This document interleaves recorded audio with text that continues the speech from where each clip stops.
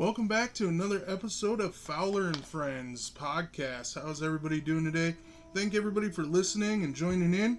We're going to have this up on YouTube later too. So if you want to watch the action per se, make sure you hop on over to Fowler and Friends on YouTube. Make sure you like, subscribe. That helps grow the channel. The more I can grow the channel and get these podcasts going on both sides, the better off we'll be. So let's hop right into it. Today is the lost art of small game hunting from field to table. So small game hunting has rich history, as we all know, throughout all the Americas and in Europe, and we as young hunters, it's where most of us all start, at least in the older genres and generations. I know it's not very alluring, but I started out small game hunting, as I kind of progressed through as growing up as a child. You start out with a BB gun, you're plinking cans, you're learning accuracy and breathing and technique there, and then as you get older and older and older, you can get your hunting license.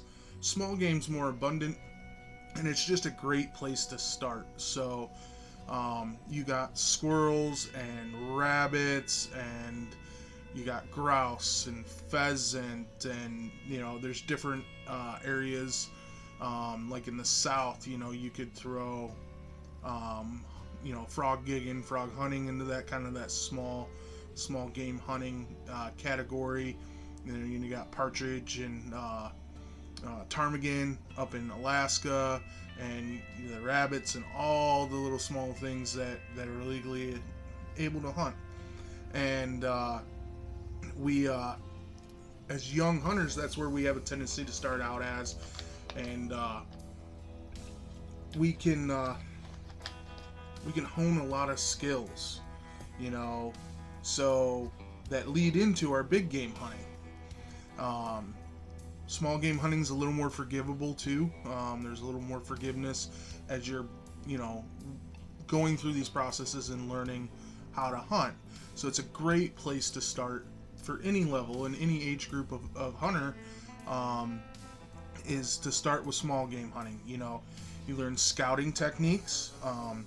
When you're out looking for rabbits and squirrels and things of that nature. You start learning how to identify food sources. While you're there, you're paying attention to your surroundings and whatnot, and looking at, why are the squirrels here? Well, there's a lot of acorns here. Why are the rabbits here? There's plenty of cover from predators here. This is where it all starts, where you start learning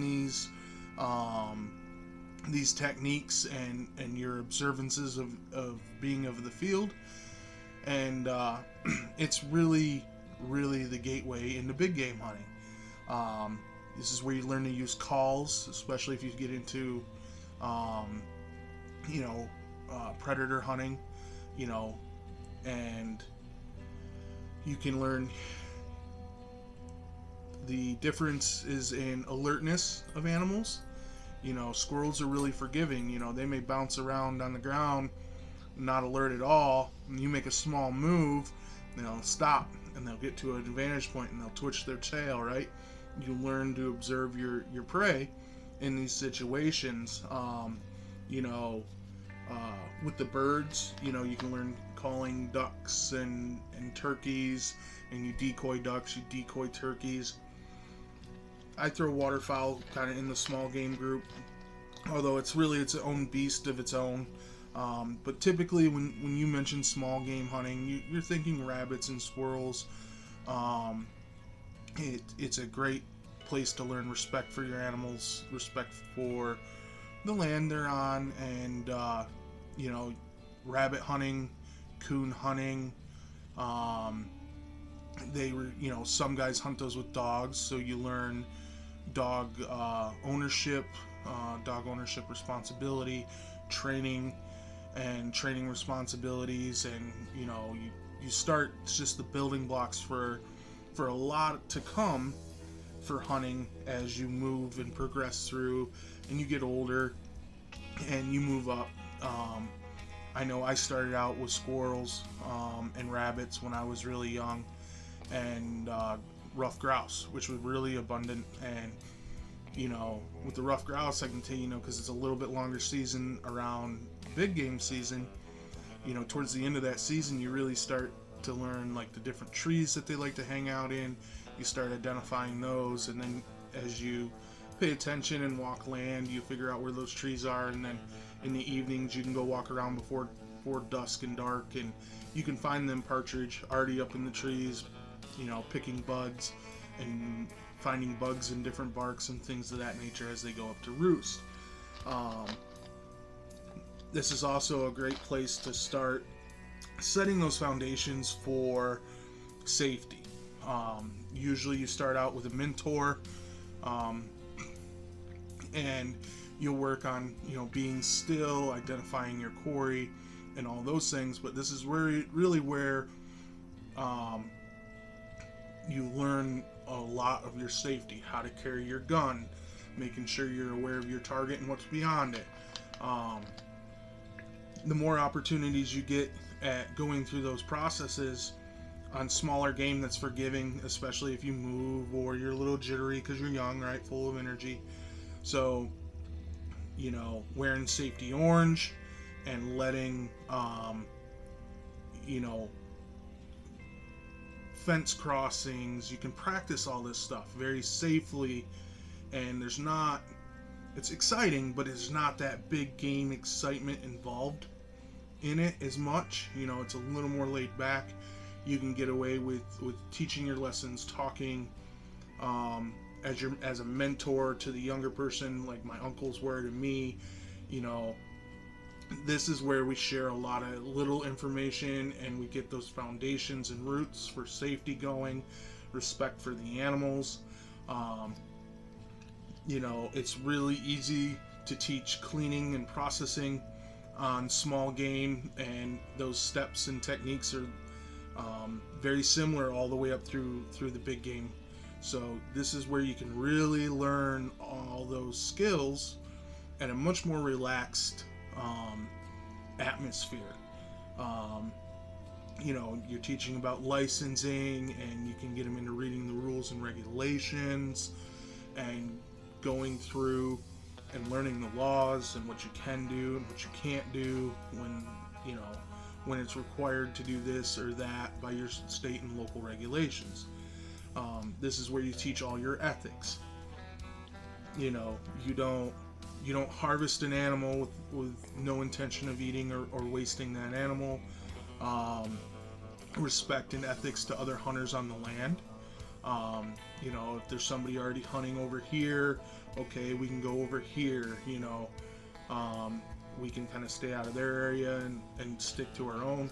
You're still going to get a few people here and there that are going to cross through, and that's when you teach. It may be aggravating to you that somebody come through while you were squirrel hunting or rabbit hunting and either scare your quarry or whatnot like that, but you can teach patience at this and kindness at this point. Wave, smile, let them through. Squirrels and rabbits will be active again in a few minutes. Let everything kind of die down, stay still, teach that patience and really the art of that. And you can start teaching your respect for the land. You're not driving where you're not supposed to, you're not rutting things up, you're not destroying things.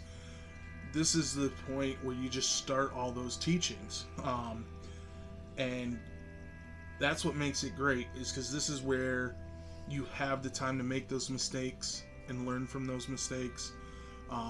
With the being still, and you can still chat a little bit. You can sit there and chat a little bit while squirrels are moving around and things if they're out of range.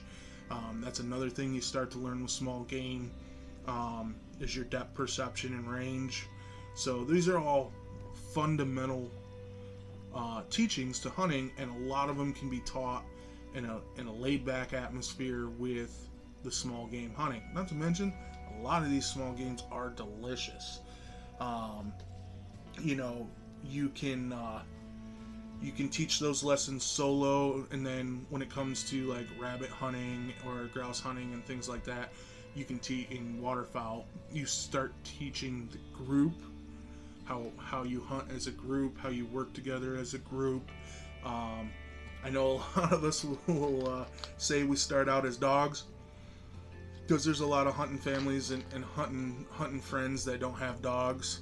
So usually the younger generations will start out with being the dogs. They'll be kicking the brush. You can identify where the rabbits like to hang out. You can identify tracks for different species. Like you can show them the rabbit tracks. You can show them the squirrel tracks, and you just start enveloping and developing all those senses that come with hunting over time, and you can really start to concrete them on small game really early on. And it's great. It's a great pastime, especially for new hunters. So you get in your groups when you're out rabbit hunting, and you learn how, even though like we used to do this all the time, even well past college, when we really started focusing on big game and things, and kind of grew up and grew out of it, we'd still get together after deer season. There's still about 30 days of rabbit season, and as long as the snow's not too deep, you can go out and kick brush piles, and you learn to walk through the woods. You can identify where rabbits have gone in and out, and then you can strategically, with 2 or 3 guys, like, all right, well, here's an entrance, here's an exit, and kind of go in and learn strategy and have everybody pointed in a safe direction. And no matter where that rabbit kicks out, everybody's pointed in a safe direction. They have their lanes, and somebody gets that rabbit. You kind of work together as a group, and it teaches group, how to work with each other as a group, and different things of that nature. And it's a lot of fun, and you get a lot of exercise. So there's nothing really wrong with that exercise part. Turkey time in the spring is just phenomenal. I remember sitting next to the trees. I didn't get into turkey hunting until a little bit later on in my life, but just listening to everything wake up in the morning, the birds start chirping, you got dew and the sun comes up, and you can feel the warmth and how everything just kind of wakes up in the morning. And you hear that gobble on the roost when they're fired up and just going on. It's just so exciting. And you teach communication back and forth between your prey, and patience and being still. Turkeys will spot you a mile away, right? So there's just all those things you can get concreted through small game hunting, up to like the bigger small game like turkeys. And you use blinds and really conceal yourself, that kind of take away some of those disadvantages a young hunter has with turkeys, by being in a blind and limiting what a bird can see. And you can whisper quietly and all those things, so you can really, they're great areas to teach. And then as they grow up and they kind of move away from the mentorship and they're out there on their own, you're looking, they're going to be, because you've instilled all these great qualities, they're going to be paying attention to their surroundings. They're going to be paying attention to the food sources and the habitat and all these little things that are encompassed in hunting. And there's no better way to instill it than in small game hunting. So we got all that great stuff there. And then as we move on, they start being able to identify species by tracks, sounds, different movements. That's one thing I remember from my time small game hunting, is how things look moving through the habitat. It's not always clear, especially once you get to deer hunting and you're hyper focused. You're looking for an ear twitch, an antler shake, tail movement from whitetail, and you really learn those things as a small game hunter, or just spending a lot of time in the tree stand in general. If you skip kind of the small game and go to big game, But when you're out there small game hunting, in the spring, the deer are very curious animals. I can't tell you, I've had more deer walk up to my boot and sniff it while turkey hunting, sitting against the base of a tree, than I ever had seen for most of my life. Deer while sitting in the deer stand. They're kind of, they're all in tune. They know they don't get hunted that time of year, so they're laid back, and you can learn a lot about whitetail behavior in those different seasons that are outside of their hunting season. And then when you're up in that tree focusing on your whitetail, you're watching small game all day for the most part. The whitetail will come through, and you'll have different feeding times, or if you got your trail cameras out and stuff, you kind of know when they're coming. But in the meantime, you're observing the squirrels, you're observing the birds and the turkeys as they're doing their thing throughout the day. And then when it comes around to their seasons, when you focus on those, you've already learned a little bit more. There's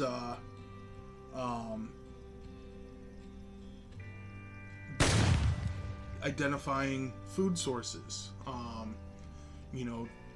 and different things too. Like, you can learn from sitting there watching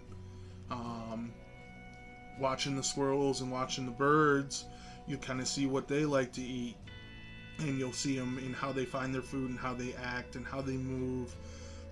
Then you can, when you're not hunting or you're moving around between hunting spots, you can kind of identify, like, okay, well, you may, even at a young age, you may not be able to identify it fully, right? Like, you don't know this is a sugar maple, you don't know this is a red maple, you don't know this is white oak or red pine, but you'll have these visuals, and you'll be able to know, well, hey, when I see this tree and this tree and this tree kind of all grouped together, I see a lot of squirrels. And then you can easily move through either the state land you're hunting on or your private land, and you can identify other areas that have those similar characteristics, and you slowly start putting all the pieces and puzzles together. And your success rate with small game is what really helps concrete and bring new generations of hunters into the sport, because even with the infinite amount of mistakes you'll make, you still have a higher success rate of bagging a squirrel or bagging a rabbit than when you spook out deer and they're usually gone. As an experienced deer hunters that may be listening to this, like in the Northeast, they'll run circles. So like if you were downwind of them and you spook them, they're gonna run and circle back. They'll get downwind of you, identify what you are, and then they'll scatter. They'll get out of there. So that's why the small game world is an easier place to teach and get people, younger people, intimate about the sport, because you're walking through or whatever, and you sit down, and squirrels become active after it calms down, and you make a movement and they're a little bit far out of range. You can identify what you did wrong and then fix that, and then in a little bit of time they'll go back to acting as everything's normal. So there's a lot of forgiveness there with the small game hunting, and what you can get away with and can't get away with versus the deer hunting, and even turkey hunting somewhat. You spook a turkey, they see you, they may not come back to you, but you have the luxury of moving on them and re-engaging and getting them back in order. So that's why I love small game hunting, and that's why it's a lost art, because there's not a lot of glory in it, right? So you scroll through the Outdoor Channel and you're gonna see a ton of turkey hunting. It's very exciting, it's very appealing. You're going to see a ton of deer hunting. It's very exciting, and it's got a big trophy at the end. You're going to see waterfowl because it's engaging, and you have the camaraderie as the group, and it's fast and furious sometimes, and it's very exciting. So all these types of styles of hunting are very glorified through media and YouTube and TV, but I think we need to pay a little more homage to the small game end, because that's where I learned 90% of my craft is in my small game hunting. I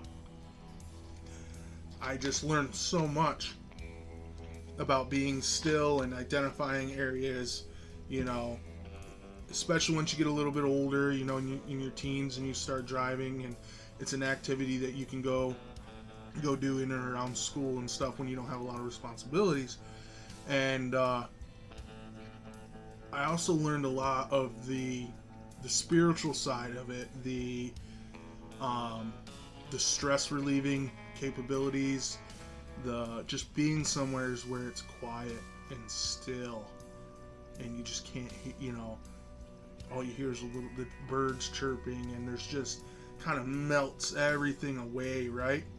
And growing up and trying to learn how to deal with your emotions, it's a great way to help you, you know, recenter yourself, right? And you can learn things like that. And what else? Just you know, hunting in the groups with friends for rabbits is you're learning strategy, you're learning the safety. Even as young hunters, you can really tell, as you know, because we were grouping up for different styles of hunting at that age through high school and college. You could really tell the people that grew up with mentors and the people that didn't, you know, just by the way they handled their firearms, how they went about, you know, walking through the woods and things of that nature. So this is what makes it exciting, and I think we need to talk about it more. And not to mention, all these animals are great tasting. Like, rabbit's phenomenal, ruffled grouse is phenomenal, pheasant phenomenal, wild turkey's delicious, right? And they're just so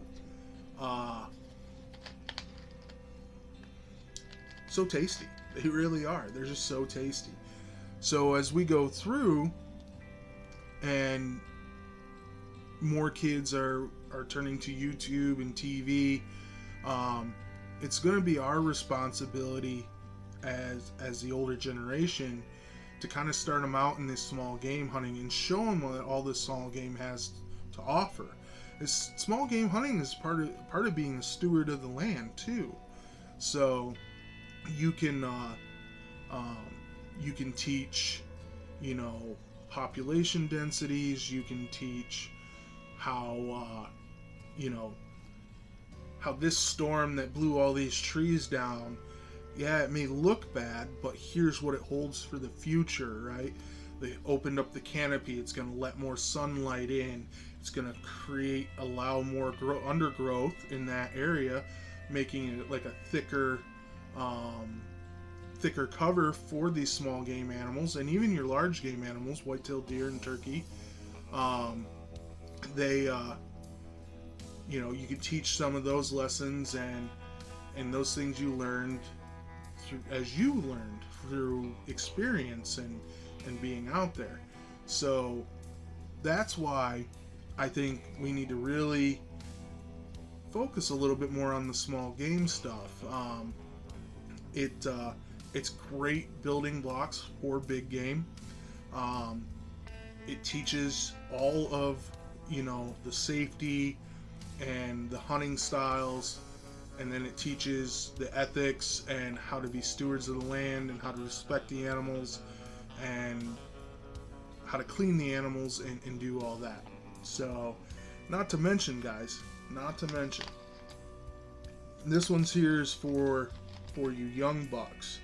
If you don't want, you know, as you get older and you get into relationships and there'll be a time you chase more girls than you do game, if you don't want one complaining about being out there, you learn how to cook some tasty recipes. And if you can cook tasty recipes with the animals you're harvesting, I can guarantee you she'll never complain about you being out there. I can guarantee it. So we're going to end the podcast with a recipe tonight. So We got one. Stay tuned. I'll also type it out in the info boxes for you guys. So if you just want the recipe, you can grab it. But this is why I wanted to talk about small game hunting. It's just I was really passionate about it as a young hunter, as a young individual. It gave me, there's more of the environment is target rich when it comes to small game than it is big game. They have a tendency to stay in same areas. They're not nomadic or move around, so you have more consistent interactions or encounters with the small game. And then if you get into it really good, it leads into other things as you're noticing. As a young kid, I would notice there were years that I did really good rabbit hunting and years that I didn't. And then you get curious and you ask questions and you talk to the old timers, or nowadays everybody can just go on, the internet and find their answer. And you just go ahead and, like me, I noticed the rabbits, and that's when, I mentioned that to some of my uncles that I used to hunt around when they were around, and they said, well, yeah, rabbits are kind of like on a 7-year cycle roughly from their observations and maybe even homework and study. But you learn those types of things like, all right, well, and then you can correlate it over and you see how that ties into the predators, right? So we had a lot of rabbits, right? Then all of a sudden you see a lot of fox and a lot of coyotes. And then the rabbits kind of decline, and then you see the fox and the predators kind of decline. And you start learning some of those ecosystem ebbs and flows as it goes through their cycles, and you learn the cycles a little bit. I learned a lot of that from just being out there and being observant and doing the small game hunting thing. And it wasn't until I had an idea about all this, and it was really concreted when I went into college and started learning about the ecosystems and wildlife management and fisheries management and things of those nature. So it's just really cool. There's a lot to learn through small game hunting, and like I said, there's a lot of opportunity. So it's really a good place to start with all of the younger generations, or even somebody that is new and wants to get into hunting. It's a great place to start with them. So like I said, it's a little bit shorter of a podcast tonight, and we're going to end the podcast with a high-end squirrel recipe. So remember, if it tastes so good, she'll never complain that you're out there. So that's the tip there, guys. We're going to go through this recipe. It's a pan-seared squirrel with creamy polenta and wild mushroom ragu. So the ingredients are simple. You got 4 squirrel legs, deboned and trimmed. You need 2 tablespoons of olive oil, 1 onion minced, 2 cloves of garlic minced. You're going to need 1 cup of mixed wild mushrooms. I'm no mushroom expert, so don't go out and pick wild mushrooms if you don't know what ones you're looking for. You can buy a lot of wild mushrooms in stores now. You want to look for like shiitakes, oysters, creminis. Those really hearty, earthy, and kind of meaty mushrooms. You're going to need a half cup of red wine, 1 cup of chicken broth, 1/4 cup of heavy cream, 1 cup of polenta, 1/4 cup of parm grated, and 2 tablespoons of butter. And you're going to need salt and pepper and flour, just a little bit. So you'll need salt and pepper to taste, and flour for dusting your squirrel meat in. So the directions are a little in depth, but we'll go through them here one step at a time. Alright, so you're going to season the squirrel legs with salt and pepper. Then you're going to dust them with flour and set them off to the side. In the meantime, you're going to heat up your 2 tablespoons of olive oil and on a medium-high heat range in a large skillet. I recommend cast iron. usually gets a better browning of food, and really helps with enforcing those flavors. So you're going to add your squirrel legs to the oil once it's up to temperature. You're going to need roughly 4 minutes per side. Just cook them till they're golden brown on both sides and they got a good crust on them. You're going to remove those legs, set them off to the side in a little bit. Now in that same skillet that you used, start sauteing your onions and your garlic until they're soft. Then you can add in your mushrooms and cook for like an additional 2 minutes. Pour in your red wine. When you pour in your red wine, you're deglazing. You're going to release all those flavors that are at the bottom and get them up into the body of your ragu. So you poured in your red wine, you poured in your chicken broth. You're going to bring that up to a simmer. So you have your onions, your garlic, your mushrooms simmering in your what will be a sauce. Cook for about 10 minutes. Liquid should reduce and slightly thicken. Then that's done. When that's done, you can stir in the cream, reduce to a simmer. All right. Now in a separate pan, you're going to bring 4 cups of water to a boil. Once it's at a boil, you're going to slowly stir in your polenta, your 1 cup of polenta, and you got to whisk the whole time. Keep whisking, keep whisking, keep whisking. Reduce to a low heat. Cook until it thickens to a creamy consistency, whisking the entire time. From there, you can stir in your Parmesan cheese and your butter into your polenta. Get that incorporated. Then you can take your sauce and everything simmered down. It's reduced. It's been sitting there.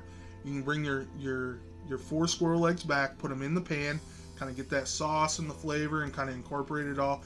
You don't want to go too far and too long because you don't want to overcook and make those squirrel legs, tough. You still want them to be tender. Then plating to serve is really simple. You're going to scoop out a scoop of polenta on your plate. Then you're going to arrange your legs on the polenta very, very nicely. And then spoon on your mushroom ragu and sauce and make it look all really nice, right? So that's the dish. It's not super hard, but it's really elevated for wild game. You would see this at good steakhouses, or a little bit higher end restaurants would serve a dish like this.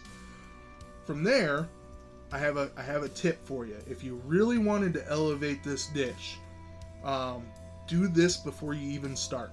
So you've broken down your squirrel legs, so you have the main carcass, you got your squirrel legs, you've taken the bones out.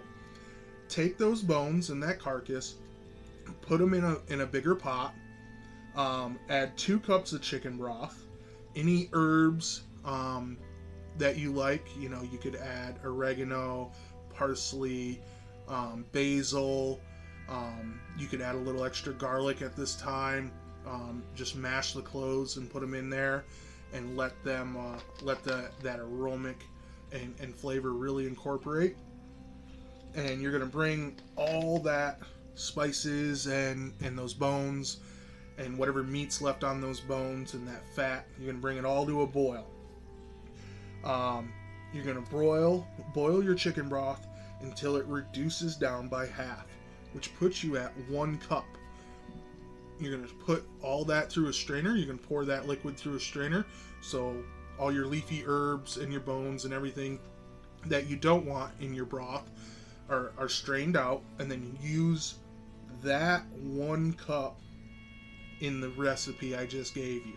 And that's really going to elevate your dish, and then that incorporates all the flavors and everything that squirrel had to offer for you, and then it's gonna make that recipe even more better and add so much more flavor for you, and just make everything pop, right? So that's what I got for you guys tonight. I know it's a little short on the shorter end, but get out there, squirrel hunt, rabbit hunt. You can use any of the the small game animals that you like to pursue in this recipe. It doesn't have to be squirrel. You can sub out the squirrel legs for rabbit legs, or breast meat from a ruffed grouse or a pheasant. You could sub out with the turkey breasts or turkey legs. It's all your choice. And they'll love it, and you'll love it too. Great food is always great, right? So I just want to thank everybody for listening along. If you stumble across this on YouTube, make sure you like and subscribe. The faster the channel grows, the more time I'll be able to give you guys and give you more great content. If you're listening along on the podcast side, thanks for listening along. Make sure you like and subscribe there. If you guys feel like sharing, I know there's probably some good old boys out there that like this recipe. I really appreciate it all, and thanks for everything, guys. Like I said, if it wasn't for you guys, I couldn't do this, so I really appreciate all the support and love you all show me. So this is Fowler and Friends blasting off tonight. We really appreciate everything. Have a good night.